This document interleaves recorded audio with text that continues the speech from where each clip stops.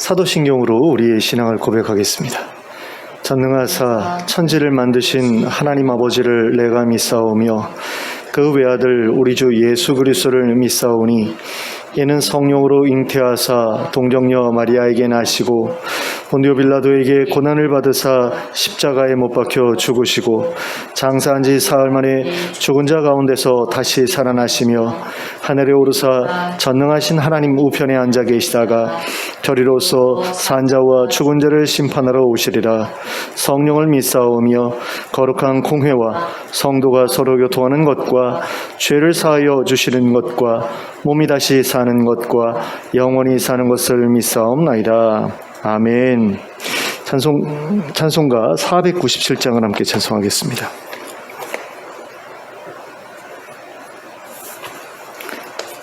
찬송가 497장입니다.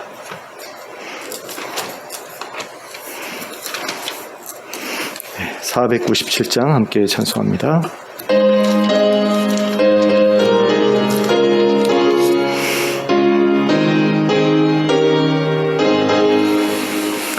주 예수 넓은 사랑 그 크신 은혜를 나 힘써 전파함은 참 기쁜 일일세. 주 예수 복된 말씀 생명과 진리요 내 맘의 갈급함을 다 채워주시네. 예부터 전한 말씀 주 예수 크신 사랑 나 항상 전파하기 참 기뻐하도다. 이 말씀 전할 때에 내 마음이 기쁘고 그 말씀 전할수록 새 기쁨 넘치네. 구원의 복된 말씀 못 들은 사람이 세상에 많음으로 힘써서 전하세. 예부터 전한 말씀 주 예수 크신 사랑 나 항상 전파하기 참 기뻐하도다. 이 말씀들은 사람 도 듣기 원하고 목말라 사모하니 그 말씀 진리라. 그 나라 영광 중에 나 부를 새 노래 예부터 좋아하던 이 말씀뿐일세. 예부터 전한 말씀 주 예수 크신 사랑 나 항상 전파하기 참 기뻐하도다. 아멘. 찬송가 508장 함께 찬송하겠습니다.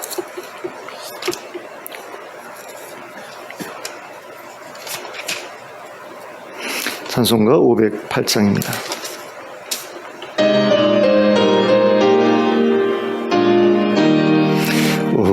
우리가 지금은 나그네 되어도 화려한 천국에 머자나 가리니 이 세상 있을 때 주 예수 위하여 끝까지 힘써 일하세. 주 내게 부탁하신 일 천사도 흠모하며 화목해 하라신 구주의 말씀을 온 세상 널리 전하세. 주 예수 말씀이 온 세상 만민들 흉악한 죄에서 떠나라 하시니 이 말씀 듣고서 새 생명 얻으라. 이 기쁜 소식 전하세. 주에게 부탁하신 일 전사도 음모하겠네. 화목해 하라신 구주의 말씀을 온 세상 널리 전하세. 행의 복락과 천국에 갈 길을 만 백성 알도록 나가서 전하세. 주 예수 말씀이 이 복음 전하라. 우리에게 부탁하셨네. 주에게 부탁하신 일 전사도 음모하겠네. 화목해 하라신 구주의 말씀을 온 세상 널리 전하세. 아멘. 오늘 우리에게 주시는 하나님의 말씀은 누가복음 4장 38절부터 44절까지의 말씀입니다.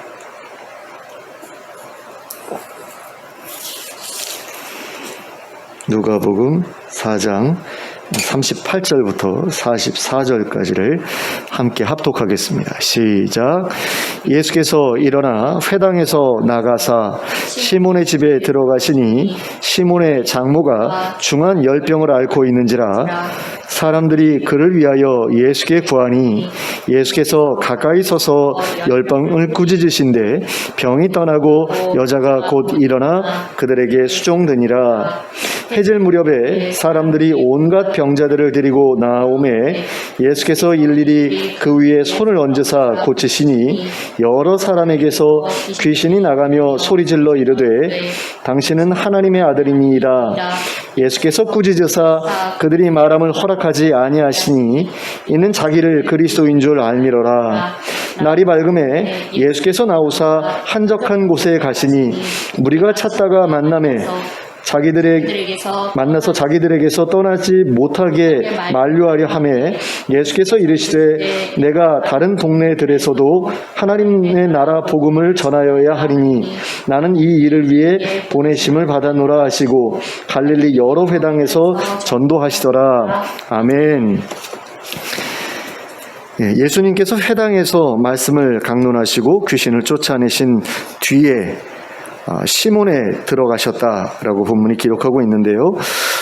왜 시몬의 집에 들어가셨을까라고 했을 때 아마도 이미 알고 계시던 사이가 아니었을까 이런 추측을 해보게 됩니다. 그리고 다른 복음서를 보면 요단강에 계실 때에 이미 시몬과 또 안드레 그 외에 여러 몇몇 제자들을 만나신 것을 우리가 알 수 있거든요. 그렇게 보면 이미 이 가버나움에 가셨을 때에는 시몬과 아는 사이였다라고 이렇게 볼 수 있을 것 같습니다. 근데 초대를 받아서 가신 것 같은데 그 집에 들어가셨을 때 시몬의 장모가 중한 열병을 앓고 있었다라고 기록되어 있는 것을 보게 됩니다. 그리고 사람들이 그를 위하여 예수님께 구했다라고도 기록되어 있는 것을 보게 되는데요. 무엇을 구했을까요? 병 고쳐주시기를 구했겠죠. 그래서 예수님이 가까이 서서 열병을 꾸짖으셨더니 병이 떠났고 그리고 여자는 금세 일어나서 그들에게 수종들었다 이렇게 기록하고 있는 것을 보게 됩니다. 근데 저는 이 사건을 보면서 사도행전 9장에 기록되어 있던 도르가라는 여인에 관한 내용을 떠올렸습니다. 제가 한번 읽어드릴게요. 요바에 다비다라는 여제자가 있으니 그 이름을 번역하면 도르가라. 선행과 구제하는 일이 심히 많더니 그때 병들어 죽음에 시체를 씻어 다락에 누이니라. 룻다가 요바에서 가까운지라. 제자들이 베드로가 거기 있음을 듣고 두 사람을 보내어 지체 말고 와달라고 간청하여 베드로가 일어나 그들과 함께 가서 이름에 그들이 데리고 다락방에 올라가니 모든 과부가 베드로 곁에 서서 울며 도르가가 그들과 함께 있을 때에 지은 속옷과 겉옷을 다 내보이거늘 베드로가 사람을 다 내보내고 무릎을 꿇고 기도하고 돌이켜 시체를 향하여 이르되 다비다야 일어나라 하니 그가 눈을 떠 베드로를 보고 일어나 앉는지라. 베드로가 손을 내밀어 일으키고 성도들과 과부들을 불러들여 그가 살아난 것을 보이니 온 요빠 사람이 알고 많은 사람이 주를 믿더라. 그런데 이 사건과 마찬가지로 시몬의 장모가 열병으로 누워 있었을 때에도 사람들이 예수님께 그를 고쳐주시기를 구했다라는 거죠. 그리고 시몬의 장모는 열병으로부터 벗어나게 되자마자 그들에게 수종을 들었다라고 되어 있는데, 본문은 예수님을 섬겼다가 아니라 그들, 즉 그 자리에 있던 사람들을 섬겼다고 기록하고 있는 것을 볼 수 있습니다. 이것은 그 여인이 이전에도 그런 사람이었음을 우리에게 가르쳐 줍니다. 무슨 얘기를 하고 싶은 거냐면, 사람들이 예수님께 이 시몬의 장모를 고쳐달라고 했던 이유와 그 도르가를 아는 그 과부들이 베드로에게 도르가를 좀 살려주십시오라고 했던 그 이유가 같은 이유였다라는 거죠. 그러니까 평소에 주변 사람들을 섬기는 그런 일을 성실하게 했던 도르가나 시몬의 장모나 주변 사람들로부터 다 사랑을 받고 있었고, 그런 사랑을 받고 있었기 때문에 그들이 죽었거나 또는 아팠을 때에 주변 사람들이 이 사람 좀 고쳐주십시오라는 그런 이야기를 했다라는 거죠. 그리고 그 이후에, 그렇게 살아난 이후에 또는 회복된 이후에 다른 사람들을 섬기는 그것이 예전에는 안 그랬는데 갑자기 그렇게 섬기게 된 것이 아니라 예전부터 그래왔던 사람이기 때문에 그렇게 했을 것이다 라는 거죠. 그러니까 이건 추론인데, 도르가에게 벌어졌던 일과 이 시몬의 장모에게 벌어졌던 일에 굉장한 유사성이 있다라는 그런 느낌이 들었고요. 그리고 이런 사람이야말로 하나님 나라를 소유할 만한 사람이 아니겠는가라는 그런 생각을 하지 않을 수가 없습니다. 그러니까 이런 것을 우리가 좀 생각했으면 좋겠어요. 베드로가 도르가를 다시 살려낸 이유, 또 예수님께서 시몬의 장모를 고쳐주신 이유, 이게 단지 그냥 아프니까 불쌍해서 뭐 이런 걸 수도 있지만 그게 아닐 수도 있다라는 거죠. 다른 많은 병자들도 고치셨지만 특별히 이 사건을 언급하고 있는 이유, 그리고 그 여인이 낫자마자 사람들을 수종들었다라고 기록하고 있는 이유가 과연 무엇이었겠느냐, 이것을 우리가 보자라는 거죠. 하나님 나라는 바로 이렇게 다른 사람들을 섬기는 자들의 것이다라는 것을 우리는 이 두 사건을 통해서 기억해야 된다라는 겁니다. 자, 그리고 이제 예수님이 시몬의 장모를 고치시고 난 다음에 그 소문을 듣고 많은 사람들이 예수님께 몰려들지요. 온갖 병자들을 데리고 예수님께 사람들이 나오는 것을 보게 됩니다. 그런데 그들이 예수님께 나올 때에 해질 무렵에 나왔다라고 기록하고 있거든요. 근데 왜 해질 무렵이었을까? 바로 그날이 안식일이었기 때문이죠. 안식일에는 병 고치는 것도 안 된다라고 사람들이 생각했던 겁니다. 병 고침 받는 것도 안 됐다라고 생각을 했던 거죠. 그래서 해가 져서 안식일이 딱 끝나자마자 아픈 사람들을 데리고 예수님께 찾아온 겁니다. 이것은 율법을 형식적으로 이해했기 때문에 벌어졌던 일인데요. 예수님께서는 이런 그 이해를 굉장히 잘못된 것으로 이야기를 하시죠. 예수님은 안식일에도 사람들을 고치셨잖아요. 시몬의 장모도 안식일에 고치시지 않았습니까? 그리고 이것에 대해 예수님께서는 전혀 잘못된 것이라고 생각하지 않으셨죠. 안식일은 사람을 위해 있는 날이고 사람을 안식하도록 하기 위해 있는 날이기 때문에 질병으로 인해 고통 가운데 있는 사람들을 자유롭게 하는, 그래서 안식하게 하는 것이야말로 안식일에 해야 될 일이다. 예수님은 이렇게 생각하셨던 겁니다. 그래서 사람들이 안식일이든 언제든 찾아오면 예수님은 거절하지 않고 고쳐주셨는데, 사역의 초기였기 때문에 예수님이 안식일에도 병을 고쳐주신다 이런 사실 잘 몰랐던 사람들이 안식일 끝날 때까지 기다렸다가 예수님을 찾아왔던 것을 보게 되고요. 그 사람들에게 예수님은 일일이 그 위에 손을 얹어서 고쳐주십니다. 우리는 이것이 얼마나 피곤하고 힘든 일인지를 알 필요가 있습니다. 찾아온 사람마다 이렇게 손 얹고서 기도하는데 이게 수십 명, 수백 명이 되다 보면 굉장히 힘든 일이 될 수밖에 없죠. 가버나움이라는 동네가 얼마나 큰 동네였는지는 모르겠는데 아픈 사람들 다 데리고 나왔을 거고 또 귀신 들린 사람들 다 데리고 나왔을 거고, 근데 귀신 들린 사람이 한두 명도 아니고 여러 명이었다라고 기록된 것을 보면 온 동네 사람들이 다 몰려 나왔던 게 아닌가 이런 생각이 듭니다.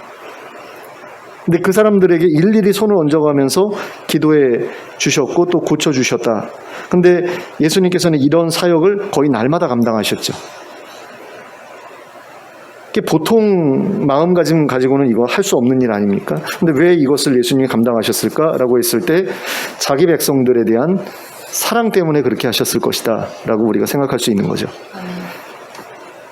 다 하나님의 백성들이고 그 하나님의 백성들이 결국은 내 백성들이고, 그러니까 그들이 아파하는 것을 내가 참을 수가 없고 견딜 수가 없고, 그러니까 고쳐주지 않을 수가 없고, 그래서 날마다 그렇게 사역하시는 바람에 돌아가실 때쯤 돼가지고는 거의 피골이 상접한 상태에서 돌아가셨던 게 아닌가. 그래서 부활하신 후에 정상적인 어떤 체중과 정상적인 모습을 가지고 나타나셨을 때 사람들이 못 알아볼 정도로 그렇게 사역 후기에는 피골이 상접하게 그렇게 말하셨던 게 아닌가, 저는 그렇게 생각하고 있습니다. 뭐 사람마다 다르게 생각할 수도 있겠지만요. 자, 그런데 예수님께서 고쳐주셨던 사람들 가운데는 귀신 들린 사람들도 여럿이 있었죠. 그리고 그 귀신들은 사람들에게서 나갈 때마다 예수님을 향해서 당신은 하나님의 아들이니이다 라고 소리쳤습니다. 그리고 예수님께서는 그때마다 그들을 꾸짖어서 그들이 말하지 못하게 하셨습니다. 그것은 예수님 스스로 자신이 그리스도인 줄 아셨기 때문입니다. 그리고 귀신들의 증언을 필요로 하지 않으셨기 때문이죠. 그리고 귀신들이 자기의 신분을 함부로 말하는 것을 예수님이 원하지 않으셨기 때문입니다. 귀신들이 사람들로부터 나가면서 예수님의 신분을 계속해서 밝히려 했던 이유는 무엇이었을까요? 그것은 예수님의 신분이 빨리 드러나면 드러날수록 예수님이 위험한 상황에 빠지게 되기 때문이었습니다. 그리스도라는 이름은 히브리어로는 메시아죠. 메시아는 하나님께서 보내시기로 한 다윗의 후손이자 이스라엘의 왕이 될 사람을 가리키는 말인데요. 예수님께서 그리스도라는 사실이 드러나게 되면 이미 유대를 다스리고 있던 헤롯 가문에 의해서 제거될 가능성이 커질 수밖에 없습니다. 그런 이유로 귀신들은 예수님의 신분을 계속해서 드러내려고 했던 것이고, 예수님께서는 제자들을 가르치시고 훈련시킬 시간, 그리고 사람들에게 하나님 나라 복음을 전하실 시간을 확보하기 위해서라도 귀신들의 입을 막으셔야 됐다라는 겁니다.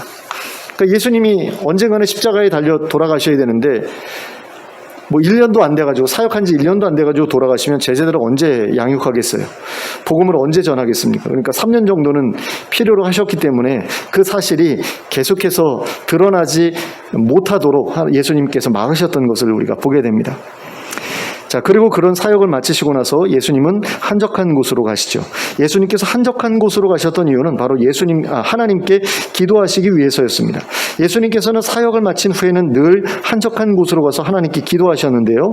아마도 당신을 통해 이루어진 일들에 대해서 하나님께 보고하기 위해서가 아니었을까. 또 그리고 일하시는 동안에 소모하신 성령께서 주셨던 그 권세와 능력을 재공급받기 위한 그런 시간이 필요해서 그렇게 기도하러 가셨던 게 아닌가, 이런 생각을 해봅니다. 그리고 예수님께서 사라지신 것을 알게 된 사람들은 예수님을 두루 찾았습니다.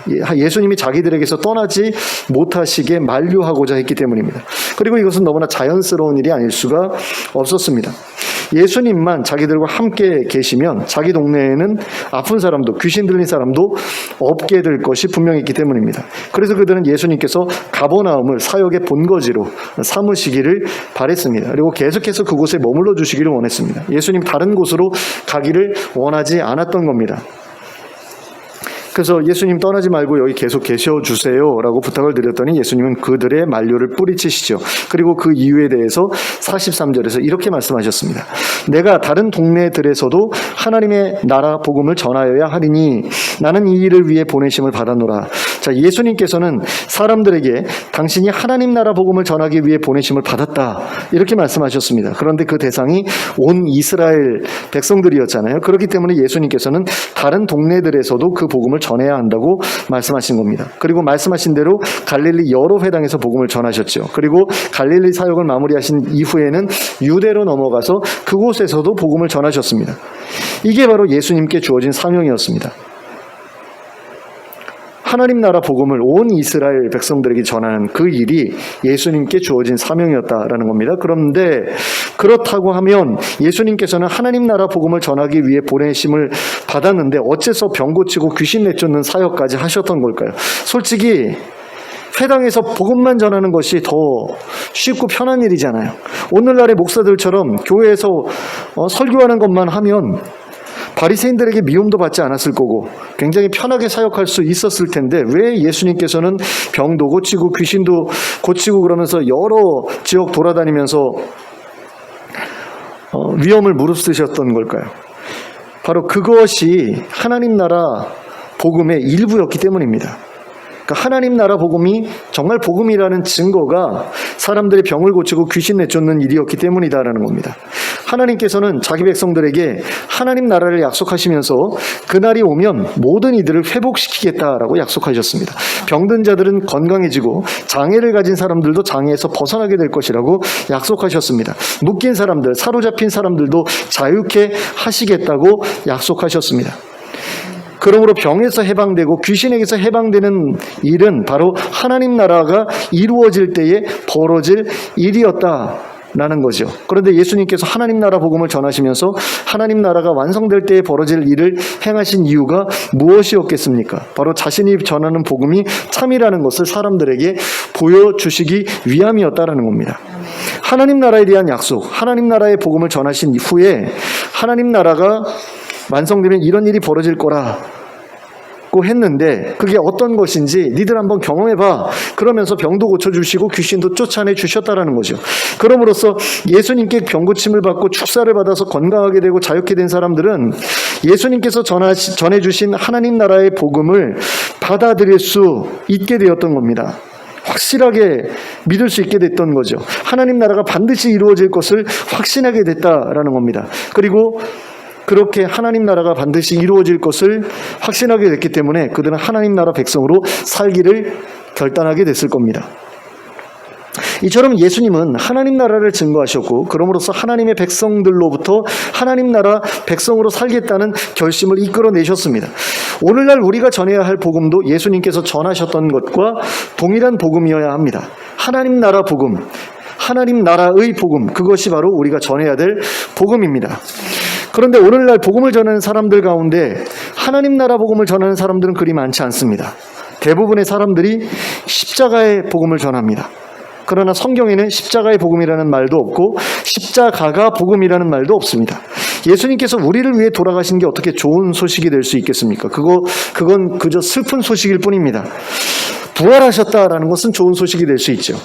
그러니까 예수님께서 우리를 위해서 죽으시고 부활하셨다 그러면 복음이라고 말하는 게 가능해요. 근데 십자가만 말하면서, 죽음만 말하면서 그건 복음이다라고 하면 그거는 말도 안 되는 소리입니다. 내가 사랑하는 예수님이 비참하게 죽으셨다라는 소식이 어떻게 좋은 소식일 수 있어요? 그게 어떻게 복음일 수 있습니까? 복음 아닙니다. 그거 부활하셨다라는 것까지 말씀해야 그게 복음인 겁니다. 그래서 우리가 전해야 될 복음은 십자가의 복음이 아닙니다. 우리가 전해야 될 복음은 그리스도의 복음입니다. 그리스도가 우리에게 오셨다라는 게 복음입니다. 예수님이 그리스도로 우리에게 찾아오셨다라는 게 복음이다라는 겁니다. 그러나 예수님이 그리스도라는 사실만으로는 온전한 복음이 될 수가 없습니다. 왜냐하면 예수님이 그리스도다, 예수님이 하나님의 아들이다라는 사실은 귀신들도 증거했던 사실이기 때문입니다. 오늘 본문에서 살펴본 것처럼 귀신들도 사람들로부터 떠나면서 예수님을 하나님의 아들이라고, 예수님을 그리스도라고 증거했습니다. 이처럼 예수님이 하나님의 아들이다, 예수님이 그리스도다라고 하는 것은 귀신들도 할 수 있는 증언입니다. 저는 이 부분을 생각하면서 야고보서의 말씀을 떠올리지 않을 수가 없었습니다. 야고보서 2장 20절이죠. 야고보서 2장 19절을 보면 이런 말씀이 나옵니다. 내가 하나님은 한 분이신 줄로 믿느냐? 잘하는도다. 귀신들도 믿고 떠느니라. 자, 하나님이 한 분이라는 것은 귀신들도 믿는 것이다 라는 거죠. 그런데 그런 믿음 가지고 나는 믿음이 있어 라고 말하는 건 그건 유치한 일이다 라는 겁니다. 근데 예수님이 그리스도다, 예수님이 하나님의 아들이다 라는 그것은 귀신들도 말하는 거예요. 근데 그걸 말하면서 이게 복음이야 라고 말하면 그건 유치한 것이다 라고 우리가 생각해야 된다라는 거죠. 귀신들도 하나님 한 분인 줄 아는데 그거 믿는다고 자랑하면 그거 얼마나 웃기는 일인지 몰라. 그런 얘기예요. 지금 야고보 사도가 하는 얘기가. 근데 많은 사람들이 귀신들도 증거할 수 있는 그것을 가지고 그걸 복음이라고 그걸 전하면서 그게 유일한 복음인 것처럼, 그게 온전한 복음인 것처럼 이야기를 한다는 거죠. 이건 유치한 일이다라는 겁니다. 우리가 전해야 될 것은 뭐냐면 우리만 전할 수 있는 복음이어야 한다라는 거예요. 예수님께서 전하셨던 하나님 나라의 복음은요, 귀신들은 전할 수 없는 복음입니다.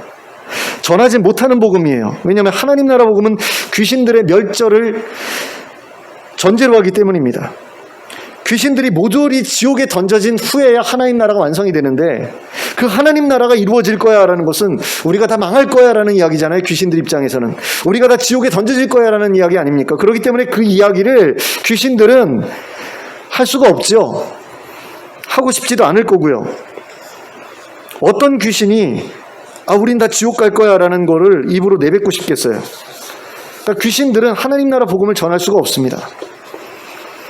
근데 귀신들도 전할 수 있는 복음이 십자가 복음이에요. 예수님 십자가에서 죽었어. 우리가 죽였어. 귀신들도 할 수 있는 그게 복음, 그게 무슨 복음이에요.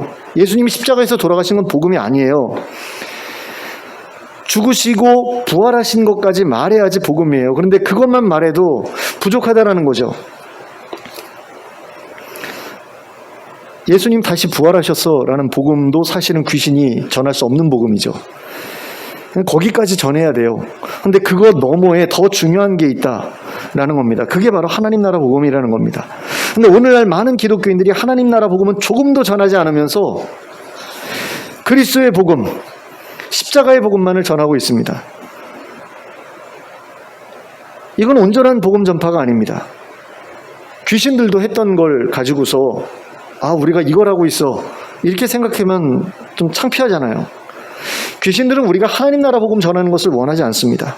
자기들의 멸절, 자기들의 패배를 전하는 것이기 때문입니다. 그래서 그들은 자기들에게 전혀 해가 되지 않는 복음, 자기들에게 아무 영향도 미치지 않을 복음만을 전하도록 기독교인들을 미혹했습니다. 그래서 그들로 하여금 하나님 나라 복음을 잊어버리게 만들었어요. 그 복음이 얼마나 소중한 것인지 깨닫지 못하게 만들었습니다. 그래서 그리스도의 복음, 십자가의 복음만을 전하게 만들었다는 거죠. 그리고 그 결과가 오늘날 기독교회가 세상에 보여주고 있는 추잡한 모습들입니다.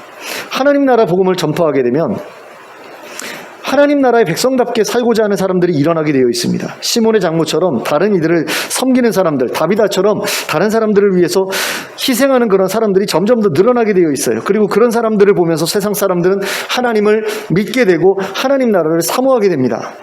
그런데 하나님 나라의 복음을 제쳐두고 다른 복음만 전하게 되면 그와 같은 일이 벌어지지 않습니다.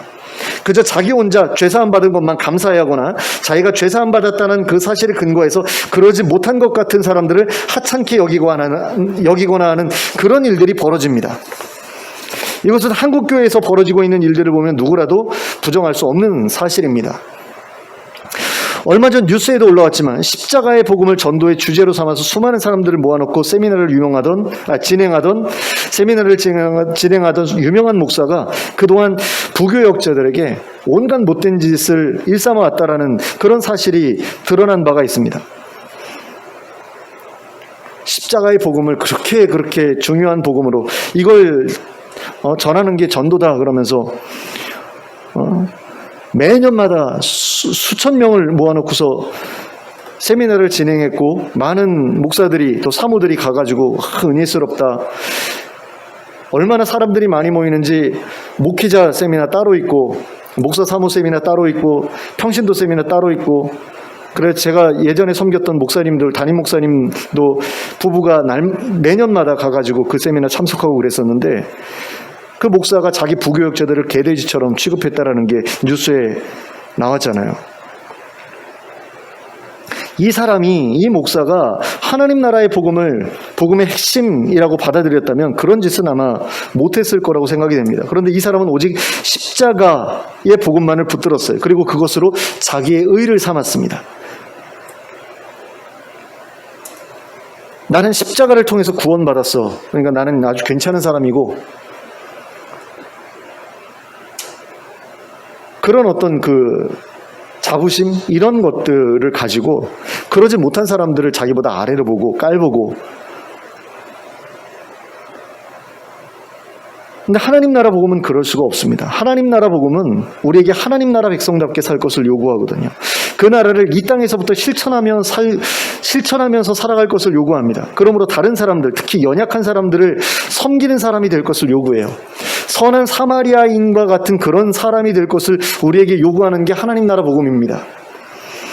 사실 예수님께서 말씀하신 것처럼 자기 십자가를 지고 나를 따라오라 라는 그 말씀대로 살아가는 게 바로 그런 삶인 거죠.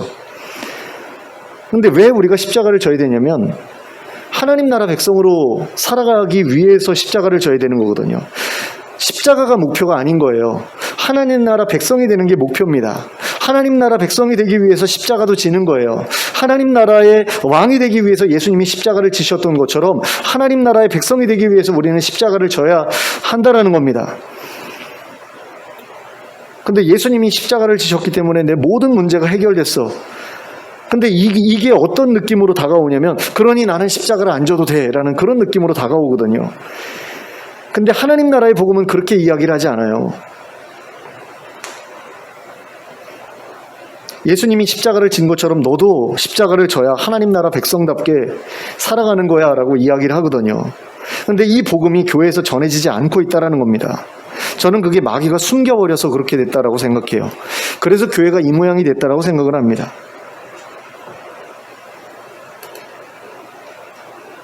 십자가의 복음이라는 것을 들으면서 나도 십자가를 져야지 그렇게 생각하는 사람들보다는 예수님이 십자가를 지셨으니까 내 십자가를 대신 지셨으니까 나는 안 져도 되겠구나 이런 생각을 하게 만든다라는 거예요.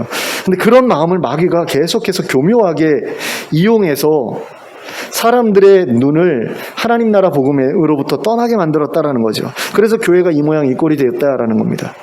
그러므로 우리는 예수님께서 전하셨던 하나님 나라의 복음을 받아야 합니다. 그리고 그 복음대로 살아내야 합니다. 그리고 그 복음을 전해야 합니다. 그것이 예수님께서 이 땅에 보내심을 받은 이유였습니다. 그리고 그것은 우리를 부르신 목적이기도 합니다.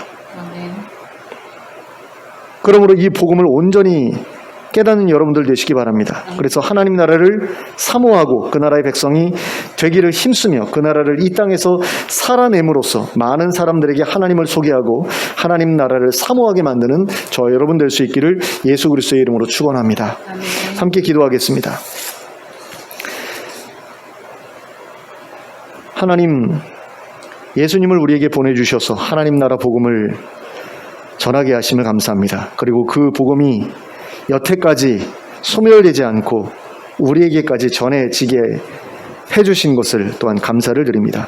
하나님, 정말 그 나라를 하나님께서 우리에게 주시기로 약속하셨고 그 나라가 확실히 이루어질 것이라는 사실을 예수님께서 행하신 놀라운 표적들을 통해서 우리에게 알게 하셨는데, 그래서 수많은 사람들에게 그것을 맛보게 하셨고 또 그럼으로써 그들이 하나님 나라 백성으로 살아갈 것을 결단하게 해주셨는데, 하나님 우리에게도 그와 같은 일들이 일어날 수 있도록 하나님 은혜를 베풀어 주시길 원합니다. 우리가 하나님 나라 복음을 붙들고 살아갈 때 하나님 나라의 표적들이 우리 가운데 드러나는 것을 우리로 보게 해주는 데 있는 아픈 사람들이 깨끗하게 그 질병으로부터 해방되는 역사를 보기를 원합니다. 우리 가운데 묶여있는 사람들, 중독에 사로잡혀 있는 사람들이 자유케 되는 것을 우리로 보게 하여 주시길 원합니다. 성령께서 그 일을 행하시는 것을 우리로 보게 하여 주시길 원합니다. 그럼으로써 하나님 나라가 실제함을 믿게 해주시길 원합니다. 그리고 그 나라 백성으로 살아가기 위해서 기꺼이 십자가를 지기로 결단하는 저희들 되게 하여 주시길 원합니다. 그리고 그 복음을 다른 사람들에게 전할 수 있게 되길 원합니다. 내가 하나님 나라 표적을 보았다라고 증거할 수 있는 그런 우리가 될 수 있게 해주시길 원합니다. 그리고 그 표적을 전하면서 정말 많은 사람들이 그 표적을 볼 수 있도록 또 성령의 능력과 권세로 그 일을 감당하는 저희들 되게 해주시길 원합니다. 그래서 예수님께서 하나님 나라 복음 전하셨던 것처럼 우리도 하나님 나라 복음 전하게 하시고, 예수님께서 십자가를 통해서 하나님 나라의 왕이 되셨던 것처럼 우리도 십자가를 통해서 하나님 나라의 백성이 되게 하여 주시길 원합니다. 우리가 저희들 십자가를 예수님께 모조리 다 안겨드리고 나는 자유케 되었고 나는 편안하게 되었고 나는 고통 없이 살 수 있게 되었다라고 그렇게 생각하지 않게 하시고, 내가 예수님의 뒤를 따라서 내 십자가를 지고 감으로써 나도 하나님 나라 백성다운 그런 모습으로 변화될 거라는 그런 기대감을 가지고 그 일을 마다하지 않는 저희들 되게 하여 주시옵소서. 그래서 이 땅에서 우리의 희생을 통해서 우리의 가정을 하나님 나라로 변모시키고 우리의 교회를 하나님 나라로 변모시키는 우리 모두가 될 수 있도록 인도하여 주시옵소서. 예수 그리스도의 이름으로 기도하였습니다. 아멘. 찬송가 219장 함께 찬송하겠습니다.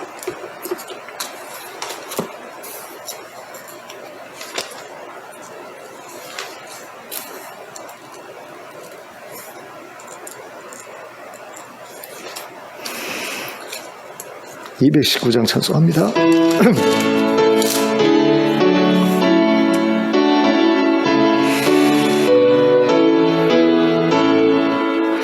주 하나님의 사랑은 한없이 넓으사 온 세상 모든 백성을 그 자녀 삼았네. 각 나라 말과 역사가 다 다르더라도 온 세상 사람 믿으니 한 형제 자매라. 큰 은혜로서 고르게 복 내려주시고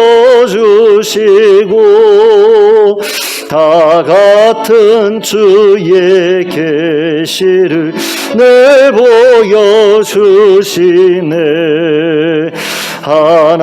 하나아버지신 하나님 다 같이 모시고 만 백성 서로 지체니 한 형제 자매라. 싸워서 받은 상처를 곧 낫게 하시고 그 교만함과 간사함 다 소멸하시네. 각 나라 서로 도우며 참 사랑으로서 주 하나님을 섬기니 한 형제 자매라. 그 평화로운 검은 곳 한 곡 졸리니 저지러운 소리들 곧 그쳐버리네. 큰 영광 보는 그날을 늘 기다리나니 그 나라 올라가서도 한 형제 자매라. 아멘. 주님 가르쳐 주신 기도로 예배를 마치겠습니다. 하늘에 계신 우리 아버지여, 이름이 거룩히 여김을 받으시오며 나라가 임하시오며 뜻이 하늘에서 이루어진 것 같이 땅에서도 이루어지이다. 오늘 우리에게 일용할 양식을 주시옵고 우리가 우리에게 죄 지은 자를 사하여 준 것 같이 우리 죄를 사하여 주시옵고 우리를 시험에 들게 하지 마시옵고 다만 악에서 구하시옵소서. 나라와 권세와 영광이 아버지께 영원히 있사옵나이다. 아멘.